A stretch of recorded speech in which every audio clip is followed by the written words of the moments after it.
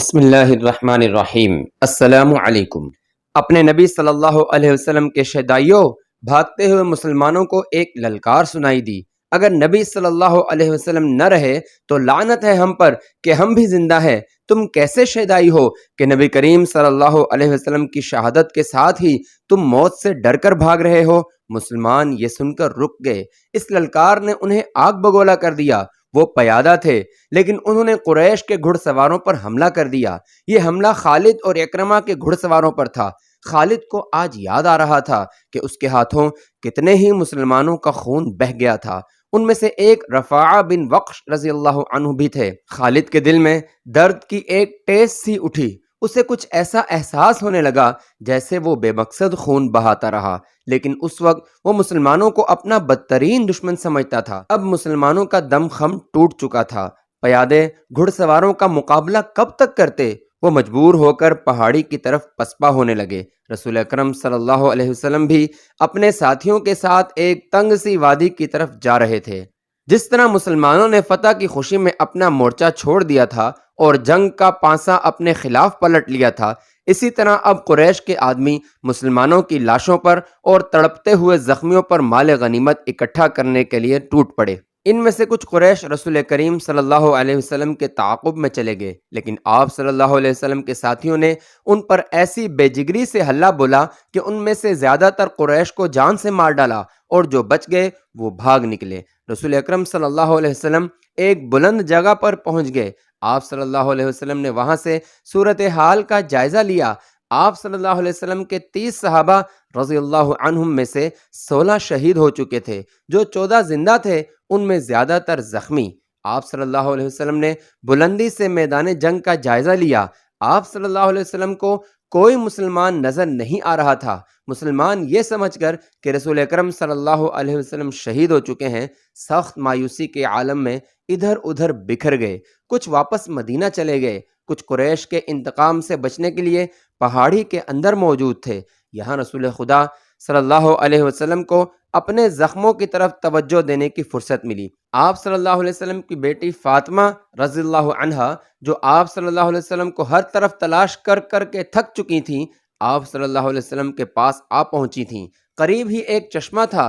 حضرت علی رضی اللہ عنہ وہاں سے کسی چیز میں پانی لائے اور آپ صلی اللہ علیہ وسلم کو پلایا۔ حضرت فاطمہ رضی اللہ عنہا آپ صلی اللہ علیہ وسلم کے زخم دھونے لگی۔ وہ سسک سسک کے رو رہی تھیں۔ خالد کو آج یاد آ رہا تھا کہ رسول کریم صلی اللہ علیہ وسلم کی شہادت کی خبر نے اسے کچھ اطمینان سا دیا تھا، لیکن ایک للکار نے اسے چونکا دیا۔ وادی میں للکار کی گونج بڑی دور تک سنائی دے رہی تھی۔ کوئی بڑی ہی بلند آواز میں کہہ رہا تھا، مسلمانوں خوش ہو جاؤ، ہمارے نبی کریم صلی اللہ علیہ وسلم زندہ اور سلامت ہیں۔ اس للکار پر خالد کو ہنسی بھی آئی تھی اور افسوس بھی ہوا تھا۔ اس نے اپنے آپ سے کہا تھا کہ کوئی مسلمان پاگل ہو گیا ہے۔ ہوا یوں تھا کہ جس طرح مسلمان اکا دکا ادھر ادھر بکھر گئے یا چھپ گئے تھے، اسی طرح کعب بن مالک رضی اللہ عنہ ادھر ادھر گھومتے پہاڑی کے اس مقام کی طرف چلے گئے جہاں رسول اکرم صلی اللہ علیہ وسلم سستا رہے تھے۔ انہوں نے نبی کریم صلی اللہ علیہ وسلم کو دیکھا تو جذبات کی شدت سے نعرہ لگایا، ہمارے نبی صلی اللہ علیہ وسلم زندہ ہیں۔ تمام مسلمان جو اکیلے اکیلے یا دو دو چار چار کی ٹولیوں میں ادھر ادھر بکھر گئے تھے، اس آواز پر دوڑ کر آئے۔ حضرت عمر رضی اللہ عنہ بھی اسی آواز پر رسول خدا صلی اللہ علیہ وسلم تک پہنچے۔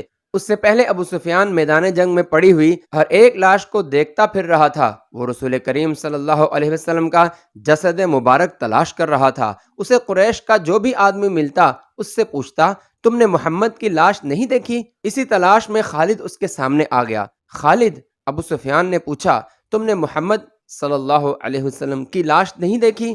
نہیں، خالد نے جواب دیا، اور ابو سفیان کی طرف ذرا جھک کر بولا، کیا تمہیں یقین ہے کہ محمد صلی اللہ علیہ وسلم شہید ہو چکے ہیں؟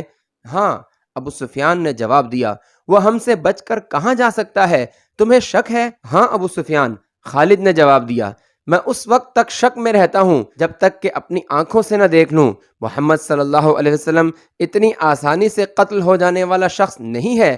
معلوم ہوتا ہے تم پر محمد صلی اللہ علیہ وسلم کا طلسم طاری ہے۔ ابو سفیان نے تکبر کے لہجے میں کہا، کیا محمد صلی اللہ علیہ وسلم ہم میں سے نہیں تھا؟ کیا تم اسے نہیں جانتے؟ جو شخص اتنی قتل و غارت کا ذمہ دار ہے، ایک روز اسے بھی قتل ہونا ہے۔ محمد صلی اللہ علیہ وسلم قتل ہو چکا ہے، جاؤ اور دیکھو، اس کی لاش کو پہچانو۔ عین اس وقت پہاڑی میں سے کعب بن مالک رضی اللہ عنہ کی للکار گرجی، مسلمانوں خوش ہو جاؤ، ہمارے نبی صلی اللہ علیہ وسلم زندہ ہیں۔ پھر یہ آواز بجلی کی کڑک کی طرح گرجتی کڑکتی وادی اور میدان میں گھومتی پھرتی رہی۔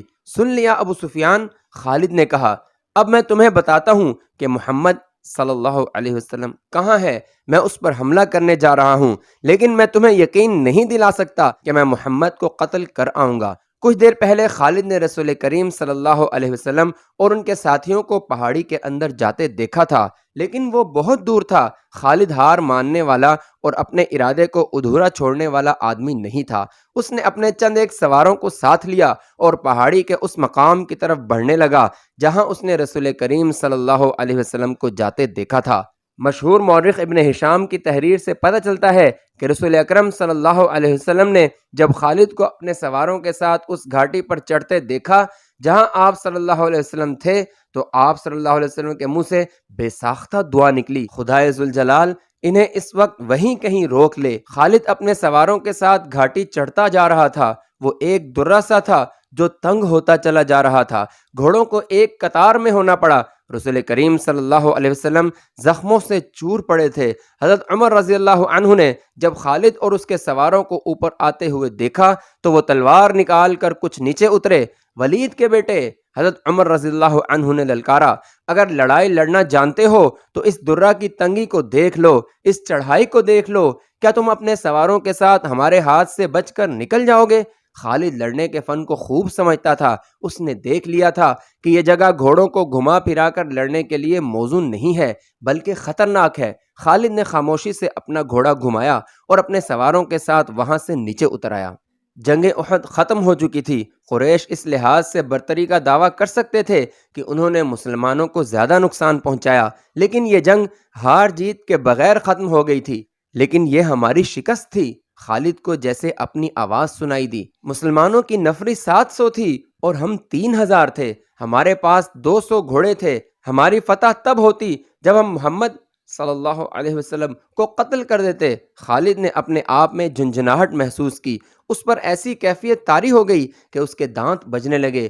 اسے جنگ کا آخری منظر یاد آنے لگا تھا۔ اس نے اس بھیانک یاد کو ذہن سے نکالنے کے لیے سر کو جھٹکا دیا، لیکن مکھیوں کی طرح یہ یاد اس کے ارد گرد بھنبھناتی رہی۔ اسے اپنے آپ میں شرم سی محسوس ہونے لگی۔ جنگجو یوں نہیں کیا کرتے۔ خالد نے اپنے آپ سے سرگوشی کی، کیونکہ خالد کو وہ منظر یاد آ گیا تھا کہ جب خالد حضرت عمر رضی اللہ عنہ کی للکار پر واپس آ رہا تھا تو اس بلندی سے اس کی نظر میدان جنگ پر پڑی۔ وہاں لاشیں بکھری ہوئی تھیں، شاید ان میں بے ہوش زخمی بھی ہوں گے۔ لاشوں اور زخمیوں کو اٹھانے کے لیے نہ ابھی مسلمان آگے بڑھے تھے نہ اہل قریش۔ خالد کو ابو سفیان کی بیوی ہند نظر آئی، وہ ہاتھ میں خنجر لیے ہوئے دوڑے چلی آ رہی تھی۔ اس کے اشارے پر قریش کی وہ عورتیں جو قریش کے لشکر کے ساتھ آئی تھیں اس کے پیچھے پیچھے دوڑی آئیں۔ ہند ہر ایک لاش کو دیکھتی تھی۔ وہ اونچے قد کی اور فربہی مائل جسم کی پہلوان قسم کی عورت تھی۔ وہ ہر ایک لاش کو دیکھتی تھی۔ کوئی لاش اوندھے منہ پڑی ہوئی نظر آتی تو وہ پاؤں کی ٹھوکر سے اس لاش کو سیدھا کر کے دیکھتی تھی۔ اس نے اپنے ساتھ کی عورتوں سے کہا کہ وہ حمزہ رضی اللہ عنہ کی لاش کو تلاش کرے۔ تلاش کرتے کرتے اسے کچھ ہی وقت بعد حضرت حمزہ رضی اللہ عنہ کی لاش مل گئی۔